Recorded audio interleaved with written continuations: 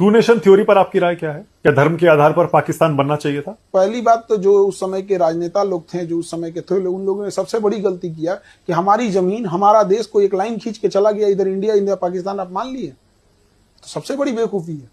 पहला डिसीजन होना चाहिए कि हमें रेड क्लिफ लाइन नहीं चाहिए, पूरा पाकिस्तान हमारा है।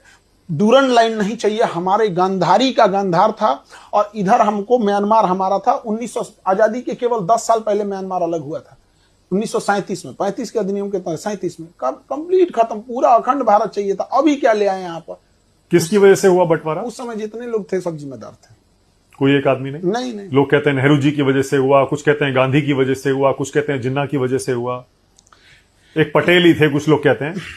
इन सब को हटा के अगर अंबेडकर साहब रहते तो सब संभाल जाते। सबसे बड़ी मिसिंग होती है, लोग अंबेडकर साहब को आजादी के टाइम अंडर एस्टिमेट कर देते हैं। जिसने संविधान लिखा है, जिस संविधान की आप शपथ लेते हैं, उस संविधान के निर्माता को आप पूछते तक नहीं है। संविधान जब देश बनता है तो हम ये पढ़ते हैं, आप तो पैरवी करते हैं सरदार पटेल को होना चाहिए, आप एक आदमी पैरवी करता है जवाहरलाल नेहरू को होना चाहिए। हम ये पूछते हैं क्या इन दोनों से योग्य अंबेडकर साहब नहीं थे?